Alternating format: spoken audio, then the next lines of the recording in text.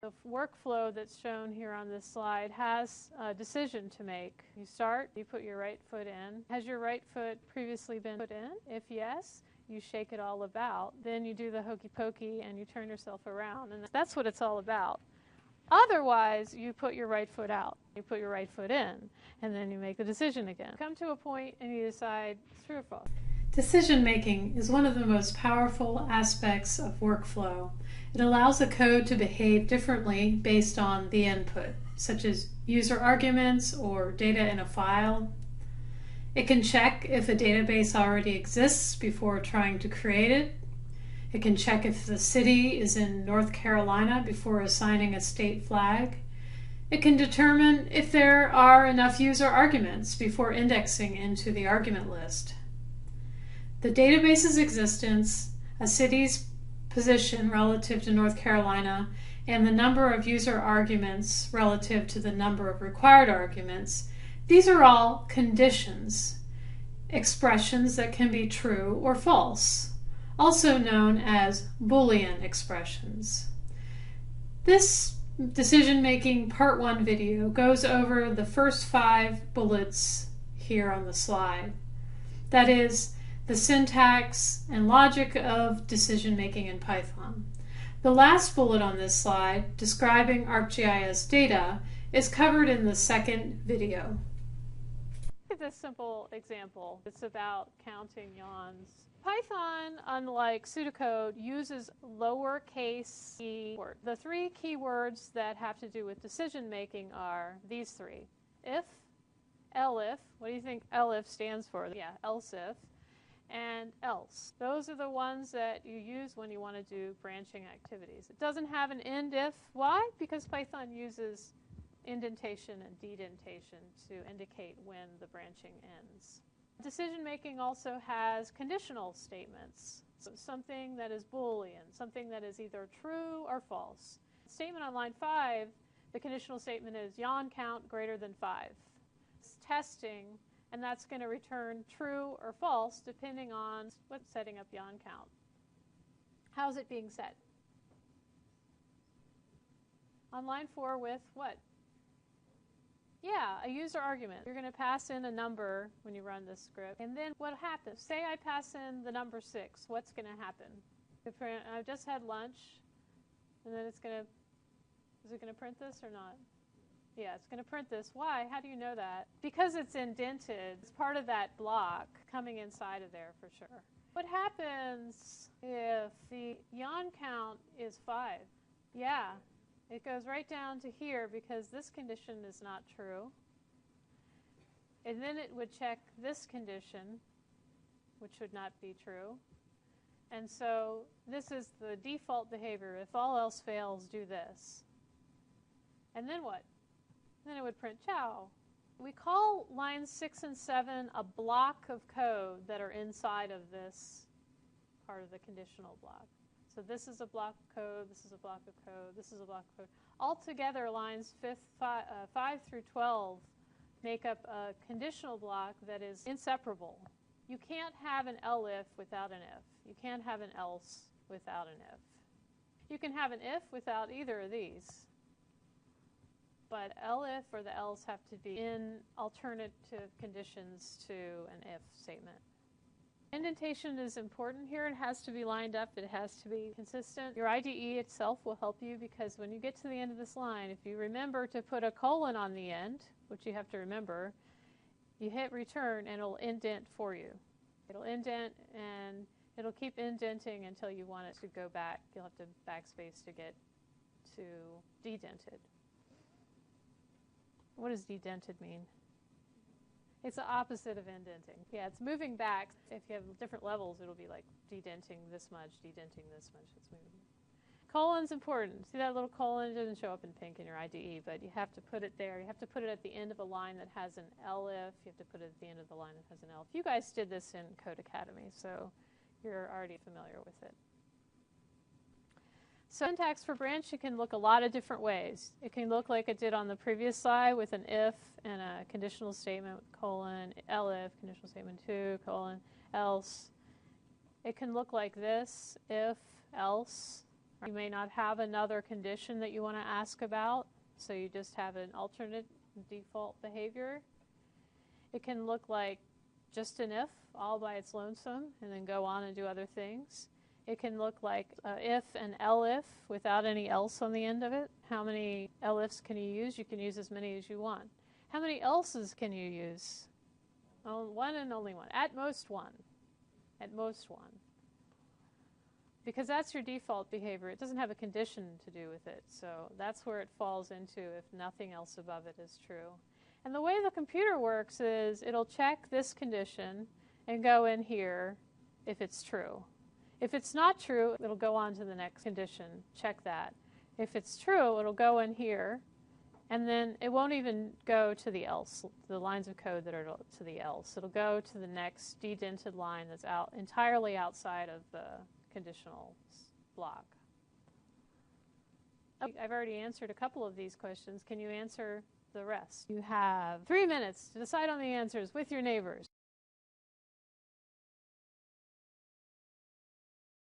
How many elif blocks of code can you have? Yeah, 0 or more. How many else blocks can you have with each if block? 0 or 1. Is the else block required? No. Which of these examples always prints something? Yeah, it's got to be 1 and 2. Why?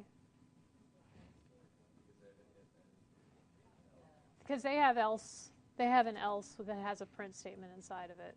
No matter what the conditions are, and all of these conditions have, the other conditions have print statements inside of them. So that means they're always going to be triggering some print statement no matter what happens. So these might not always print something. If conditional statement 1 is true, will all of these examples print something? Yes. If CS1 is x is greater than 9 and CS2 is x is greater than 10, for what values of x would ho be printed? For what values of x for this one? If x is 11, it'll print high because condition 1 will be true. X will be greater than 9. And then what will happen? Yeah, it moves on. Yeah, it blocks. It means since the first condition's true, it's not even going to check the second conditional statement because it's done as far as it's concerned. It's going to go down to the line of code that's below here.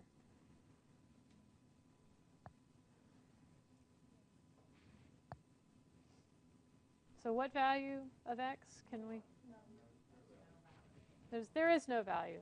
It's a trick question for that. There's no way to make this, if these are your conditional statements where condition 1 is satisfied, then condition 2 is satisfied. You're never getting into that second one. You could do this, and then you could do that, if you wanted to. But the elif is, when you're doing elif, you're saying it's linked to the if. It's part of the same thought process, which is, if this is true, I want to do this. Otherwise, I'll check this. And if this is true, I'll do this. Otherwise, I'll do this. They're together. If you really wanted to do these weird statements one after another, then you'd have to have if this, if this.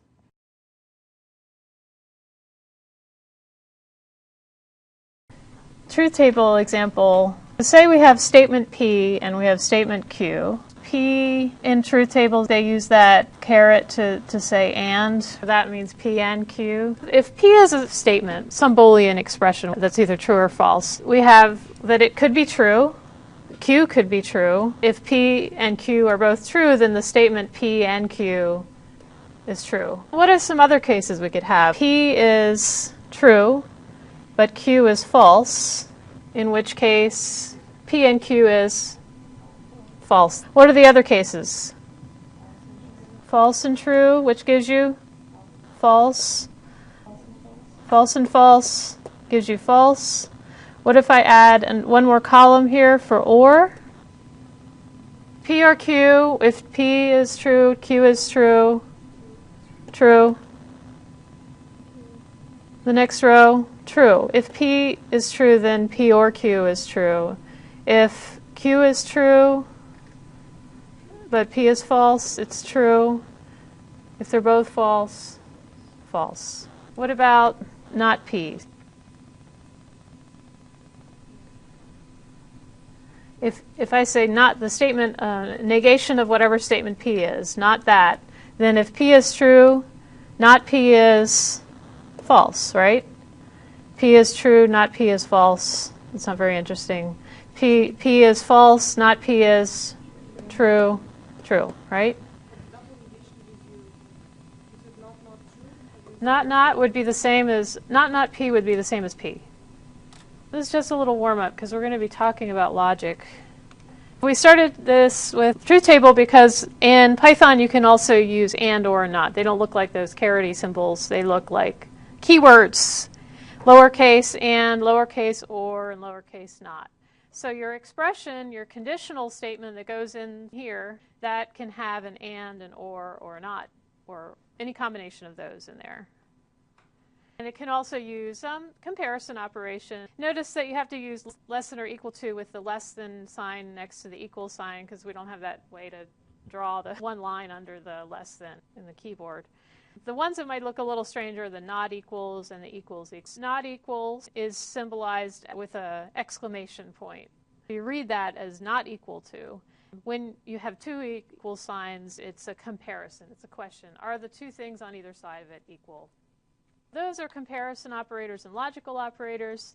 And one other point that you need to know when you're thinking about Boolean expressions is that there are just a very few things in Python that are false just by their nature. One of them is the built-in constant false. It's false. The built-in constant none is also false. The number 0 is false. An empty string is false. This is quotation mark without any space and then followed by another quotation mark. Empty tuple, the empty list, and an empty dictionary. We haven't talked about dictionaries yet, but those are all false things. Those 7 things, false, and the rest are evaluated as true. So all other numbers other than 0 are evaluated as true. If you just stick -5 into a conditional statement, if -5 : it's always going to evaluate as true. It's a stupid expression to use. I don't know why you'd ever want to do that. It would evaluate as true, but the reason that you have to know that is because if you're using some kinds of variables that evaluate to a number or a string that is a variable, whether that's going to be true or false, if it's an empty string, it's false. If it's not, it's true.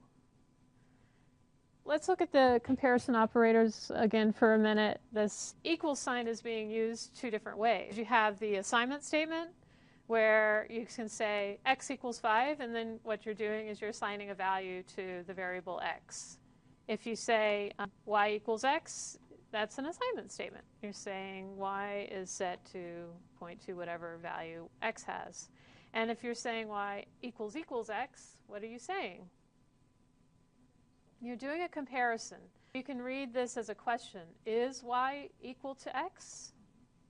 And it will return either true or false. It's a Boolean statement. In this case, it's true because we just set y equal to x. What if we say this, and then we do this again?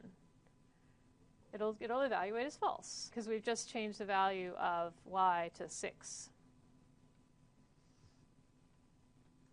One thing about logical operators is that you have to put complete statements on either side of them. So if you want to use and or you want to use or, you have to put complete Boolean expressions on either side of them. Otherwise, you can end up with some surprising behavior. Because we say things when we speak in English a little bit differently than how we need to say things to computers, sometimes mistakes can happen. Suppose you're saying you want to print the species when the species is salmon or tuna. You might, if you were not naively doing this, say if species equals salmon or tuna, print species. Seems like it matches up with how we would say it, at least. We would say if the species is salmon or tuna. But what's going to happen with this code?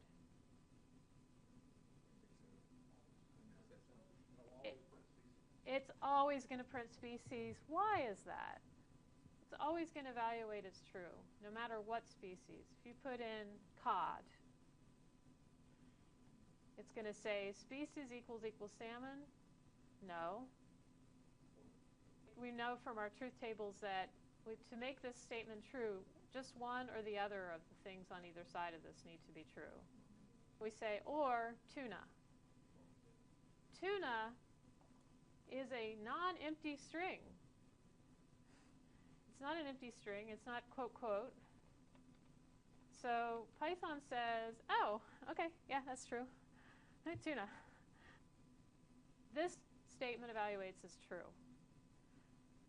So since this statement is always true, it's a true thing. A non-empty string is a true thing. It's always going to say, no matter what species you put in here, it's going to get in. Can you think about a way to say this more explicitly that would really ask what you're trying to ask with this statement? Make a complete statement on this side of the or sign. Nicole. Yeah, absolutely. That's what you need to do. To make it a full statement, you need to check on both sides the condition that you're really trying to check. Even though you're trying to check them both against species, you have to say it twice. Because the difference between this statement and this statement is that this statement will be evaluated based on the species. This statement is just a non-empty string, which Python, since there are only 7 things that are false, this is not one of them, it'll evaluate it as true. One other logical operator pitfall is that sometimes when you conceive of a condition, the English language phrase that would commonly describe it, it doesn't translate gracefully to an appropriate logical expression. For example, if you want to print the species if it's not a trout or catfish, then you might try the expression species not equal to trout or catfish. But catfish is always true, so this expression won't work. We know we need a complete expression on both sides of the logical operator. We can complete the right side by changing it to species not equal to catfish. Let's test this solution. To test this code, we need to try 3 cases. Either the fish is one that we want to print, it's non-trout, non-catfish species, say cod, or it's a trout, or it's a catfish.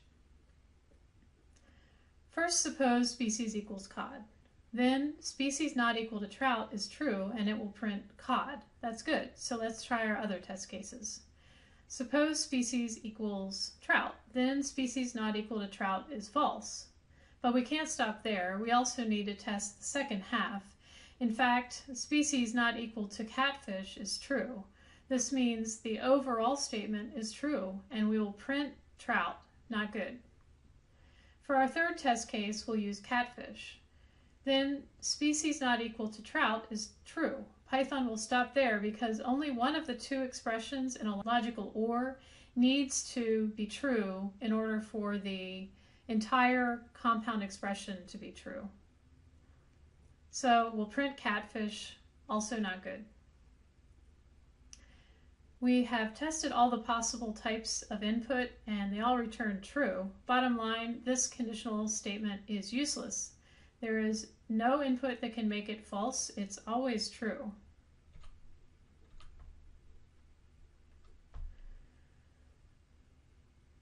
The trick here is that we are using the wrong logical operator. Even though we say or in an English sentence describing our condition, what we really mean is that the species is not trout and it's also not catfish. Test it with cod. Species not equal to trout is true. Both sides have to be true for AND operator to give a true result, so we test the other side. Species not equal to catfish is also true. The result? It prints cod. Good. Test it with trout. Species not equal to trout is false. The AND operator expression is only true when both sides are true, so it prints nothing. This is good. Test it with trout. Species not equal to trout is true. To return an expression of true, to return an answer of true, the AND operator expression requires both sides of the expression to be true, so it has to check the second part. Species not equal to catfish is false, so it prints nothing. Good. This is exactly what we want to do.